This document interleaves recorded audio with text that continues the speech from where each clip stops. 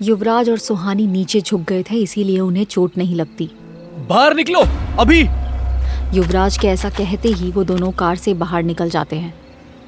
जैसे ही वो दोनों कार से बाहर निकलते हैं तभी वहाँ एक बड़ा सा पेड़ कार के ऊपर गिरता है। पेड़ के गिरने से वो कार अब पूरी तरह से डैमेज हो चुकी थी।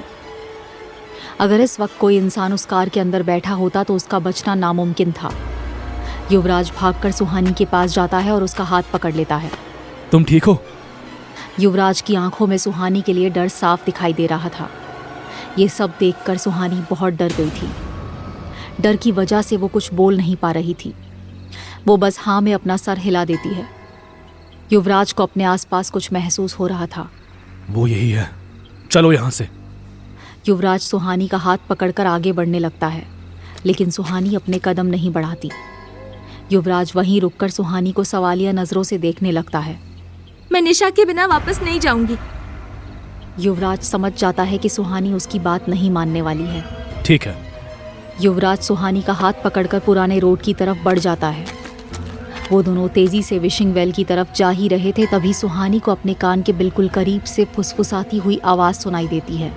सुहानी। ये सुनकर सुहानी चलते हुए अपनी दाईं तरफ देखती है और अपना बैलेंस खो देती है। बैलेंस बिगड़ने की वजह से सुहानी नीचे गिर जाती है और युवराज का हाथ उससे छूट जाता है। सुहानी अब सड़क पर पड़ी हुई थी, तभी एक पेड़ बड़ी तेजी से उसके ऊपर गिरने लगता है। सुहानी के लिए इतनी जल्दी वहां से हट पाना पॉसिबल नहीं था, लेकिन इस वक्त उसके साथ युवराज था। युवराज फौरन सुहानी को पकड़कर पीछे की तरफ खींच लेता है। इससे सुहानी की जान तो बच जाती है, लेकिन उसका एक पैर उस पेड़ की डाल के नीचे आ जाता है। सुहानी को तेज दर्द होता है और उसकी चीख निकल जाती है। युवराज सुहानी के पास घुटने के बल बैठ जाता है और उसका पैर पेड़ के नीचे से बाहर निकालता है। क्या तुम ठीक हो? मुझे बहुत दर्द हो रहा है।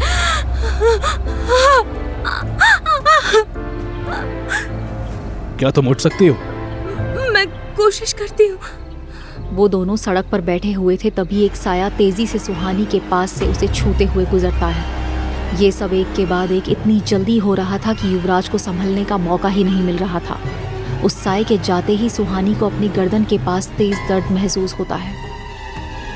सुहानी अपना हाथ जब गर्दन पर रखती है तो उसे कुछ नमी महसूस होती है। सुहानी समझ जाती है कि ये नमी खून की है और उसके गले पे चोट लगी है। सुहानी की चोट देखकर युवराज और भी ज्यादा परेशान हो जाता है। वो सुहानी को अपना सहारा देकर खड़ा करता है। सुहानी के पैर में भी बहुत तेज दर्द हो रहा था। वो युवराज का सहारा लेकर चलने की कोशिश करती है, लेकिन वो चल नहीं पा रही थी। तभी वो साया फिर से उसी स्पीड से सुहानी की तरफ बढ़ता है। ये देखकर युवराज के चेहरे पर गुस्से के भाव आ जाते हैं। जैसे ही वो साया सुहानी को छूने वाला होता है, सुहानी डरकर अपने हाथ से अपना चेहरा ढक लेती है। इससे पहले कि वो साया सुहानी पर हमला कर पाता, युवराज सुहानी के सामने आ जाता है। युवराज के ऐसा करने पर वो साया इस बार युवराज को छूकर चला जाता है।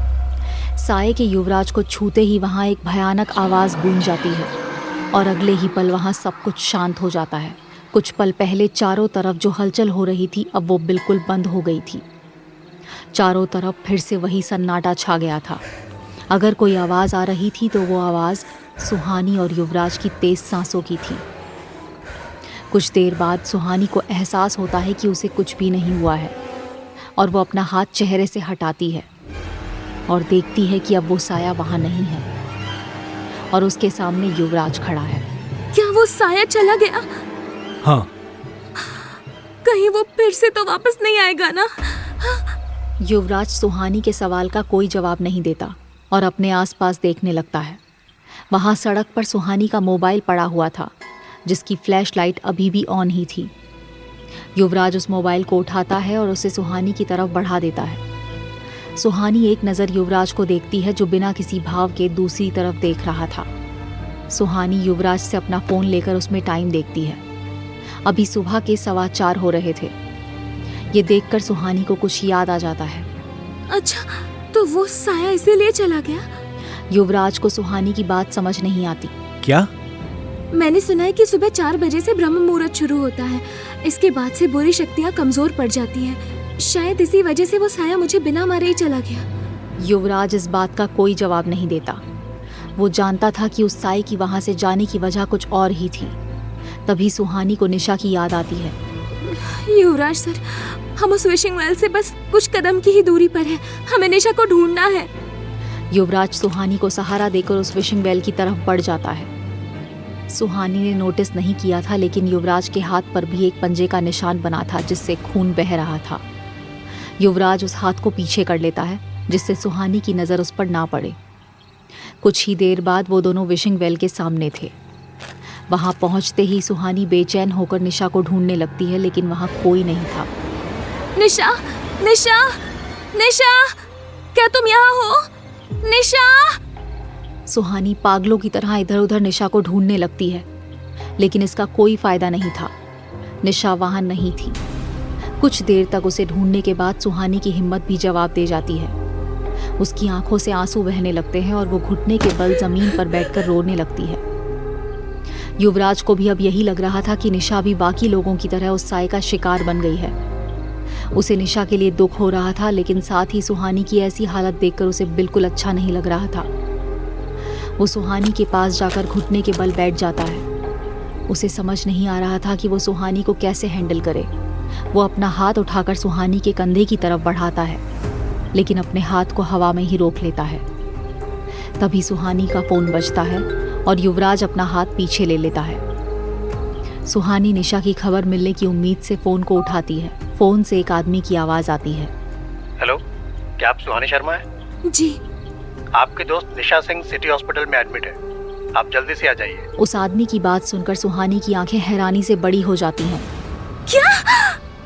सुहानी इसके आगे कुछ कह नहीं पा रही थी। युवराज खामोशी से सुहानी को देख रहा था। मैंने कहा आपकी फ्रेंड निशा सिटी हॉस्पिटल में एडमिट है। उस आदमी की आवाज सुनकर सुहानी अपने होश में आती है। हाँ। Hello miss Suhani, are you there? Yuvraj कब से सुहानी को देख रहा था, जो इस वक्त खुद को हैंडल नहीं कर पा रही थी। वो सुहानी के हाथ से मोबाइल ले लेता है। Hello. Hello sir, I want to inform you miss Nisha Singh city hospital में एडमिट है। Is she fine? Yes, she is fine now. Okay, हम अभी आ रहे हैं। ये कहकर युवराज फोन कट कर देता है। फोन कट करके युवराज सुहानी को देखता है, जो कंफ्यूज होकर उसे ही देख रही थी। सुहानी ने कुछ ही देर में बहुत सारे इमोशंस एक साथ फेस कर लिए थे, इसीलिए उसे समझ नहीं आ रहा था कि अब वो कैसे रिएक्ट करे। युवराज की नज़र सुहानी पर रुक जाती है। वो इस वक्त बहुत क्यूट लग रही थी। कुछ पल के लिए वो भूल जाता है कि उसे निशा के पास सिटी हॉस्पिटल जाना है। युवराज से कोई जवाब ना मिलने पर सुहानी उसका हाथ पकड़कर उसे हिलाती है। युवराज सर, क्या हुआ? निशा ठीक है ना?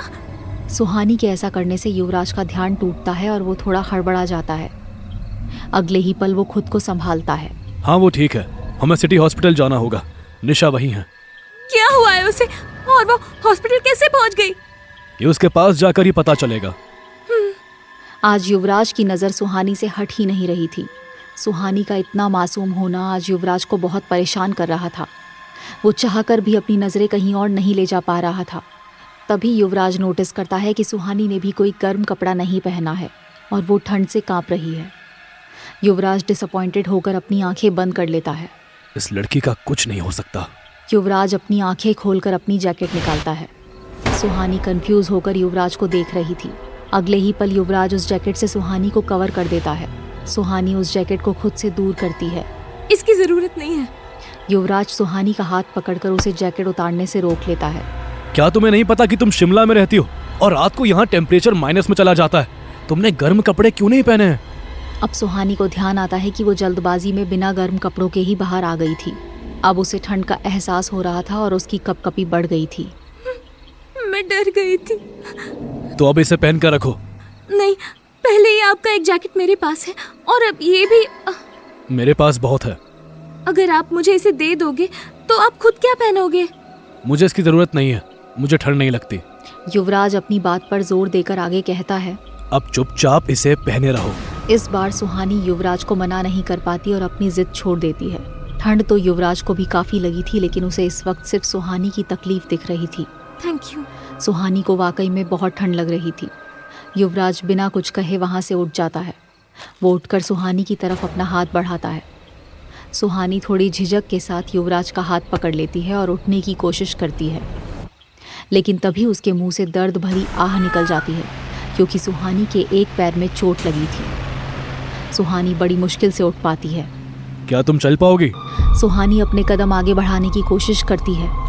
जैसे ही सुहानी अपना कदम आगे बढ़ाती है, उसके चेहरे पर दर्द के भाव आ जाते हैं। युवराज समझ जाता है कि सुहानी के पैर में काफी दर्द हो रहा है। रुको। युवराज के कहने पर सुहानी अपने कदम रोक लेती है। युवराज अपना मोबाइल निकालकर किसी को कॉल करता है। विशिंग वेल के पास एक कार लेकर आओ अभी। ये कहकर वो फोन कट कर देता है। कॉल कट करके युवराज सुहानी को पास रखे एक बड़े से पत्थर पर बैठा देता है। वो दोनों कार के आने का इंतजार करने लगते हैं। वहां बैठे हुए सुहानी बड़े गौर से विशिंग वेल और उसके आसपास देख रही थी। वैसे तो ये सीन बहुत ही भयानक था, लेकिन युवराज के साथ होने की वजह से सुहानी को डर नहीं लग रहा था। सुहानी, सुहानी, आई एम सॉरी। युवराज के मुंह से 3 मैजिकल वर्ड सुनकर सुहानी चौंक जाती है। वो सवालिया नजरों से युवराज को देखने लगती है। आखिर क्यों मांग रहा है युवराज सुहानी से माफी? और क्या हुआ था निशा के साथ? जानने के लिए सुनते रहिए ये कहानी सिर्फ पॉकेट FM पर। छाया अकर्स्ड लव स्टोरी के सारे एपिसोड्स को सुनने के लिए डिस्क्रिप्शन में दी लिंक से डाउनलोड करें पॉकेट FM ऐप।